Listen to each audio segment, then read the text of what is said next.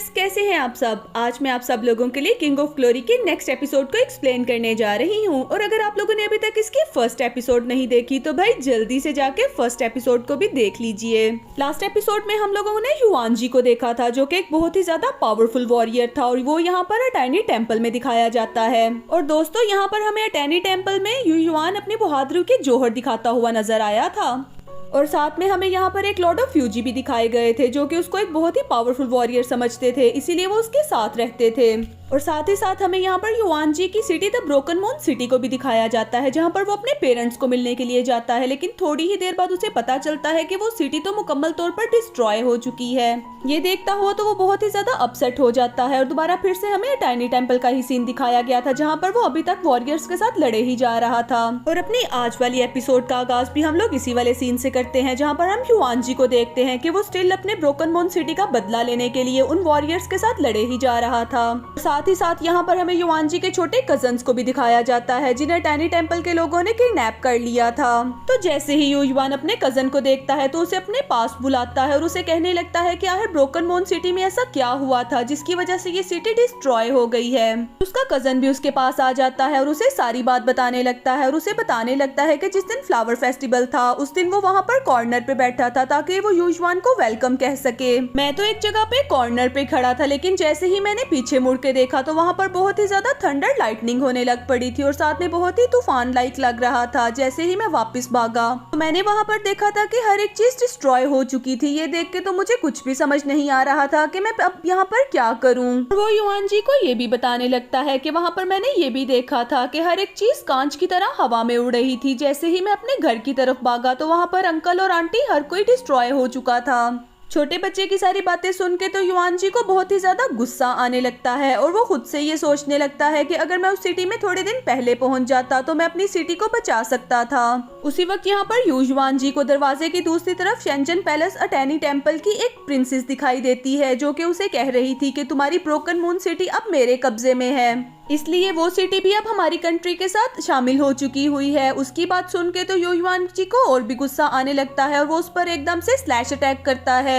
तो उसके अटैक से तो उसको कोई भी फर्क नहीं पड़ता और वो एकदम से उसके सामने आ जाती है और उसे कहने लगती है कि युआन अगर तुम कुछ कर नहीं सकते तो अपनी बातों का इल्जाम दूसरों पर भी मत लगाया करो। ये कहकर वो युआन को छोड़ देते हैं और युआन को वहाँ से जाने देते हैं। जैसे ही वो वहाँ से वापस आ रहा था वो बहुत ही ज्यादा अपसेट लग रहा था। युआन अपना सर झुकाए हुए बस वहाँ से चलता ही जा रहा था और वो यही सोच रहा था कि काश उस लेटर को मैं उसी वक्त पढ़ लेता जिस वक्त वो लेटर मेरी मदर ने मुझे भेजा था।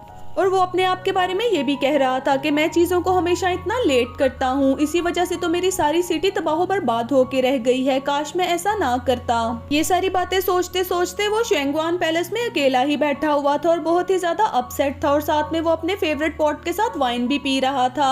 उसी वक्त यहाँ पर उसके पास वो लड़की आ जाती है और वो उसे कहने लगता है कि आप यहाँ पर क्यों आई हैं, क्या आपका काम मेरी हिफाजत करना है। तो वो लड़की भी युआन से कहने लगती है कि हाँ, मैं आपकी केयर के लिए ही यहाँ पर खड़ी हूँ और मेरा काम आपकी रखवाली करना भी है और अपनी सिटी की रखवाली करना भी है। युआन उसकी बात का उसे कोई आंसर नहीं करता और वहाँ से चुप करके ही चला जाता है, क्योंकि वो बहुत ही ज्यादा अपसेट था। तो वो लड़की उसे पीछे से आवाज लगाती है और उसे कहने लगती है कि मुझे एक बात बताओ कि अगर तुम अपनी फैमिली को बचाने के लिए वक्त पर पहुंच जाते तो क्या तुम ब्रोकन मून सिटी को बचा लेते। उसकी बात सुन के तो युआन को काफी गुस्सा आता है, लेकिन वो फिर थोड़ी ही देर बाद शांत हो जाता है, क्योंकि वो यही सोच रहा था कि अगर मैं टाइम पर पहुंच जाता तो मैं उन्हें जरूर बचा लेता। युआन तो बहुत ही ज्यादा दुखी था, इसीलिए वो बार बार अपनी माजी की यादों में खो रहा था। उसी वक्त तो दोबारा फिर से वो लेटर निकालता है और उसे गौर से देखने लगता है और युआन फौरन से उस लेटर को थोड़ा रोशनी में करके देखता है। उसी वक्त उसे इस बात का पता चलता है कि इसके ऊपर जो सील थी वो तो ऑलरेडी टूट चुकी है।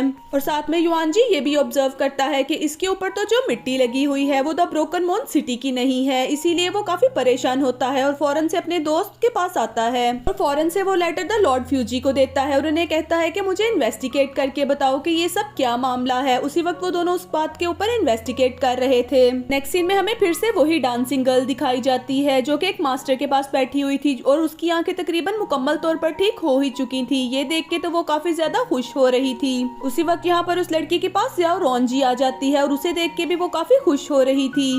जबकि नेक्स्ट सीन में हमें फिर से द लॉर्ड ऑफ फ्यूजी दिखाए जाते हैं, जो कि युआन जी के साथ इस बात के बारे में इन्वेस्टिगेट कर रहे थे और युआन जी भी उनसे यही कह रहा था कि आखिर हमें इस बात के बारे में सर्च करना होगा कि ये लेटर आया कहाँ से है। वो दोनों इस बात के बारे में बहुत ही ज्यादा परेशान हो रहे थे। वो दोनों तो ना दिन देखते हैं ना रात, बस इस बारे में मुसलसल सर्च किए ही जा रहे थे कि आखिर ये लेटर आया कहाँ से है और इसको सबसे पहले खोला किसने था। नेक्स्ट सीन में हम युआन जी को देखते हैं जो कि अपनी वाइन पी रहा था और साथ में वो हमें एक फेस्टिवल में दिखाया गया था जो कि एक एनुअल फेस्टिवल था। एनुअल फेस्टिवल में तो बच्चे बूढ़े सभी बहुत ज्यादा खुश हो रहे थे और उस लैटिन फेस्टिवल को एंजॉय कर रहे थे। तो युआन जी भी यहाँ पर हमें नजर आता है जो कि हर जगह पर मारा मारा फिर रहा था ताकि बस वो इस बात को इन्वेस्टिगेट कर सके कि आखिर उस लेटर को खोला किसने था।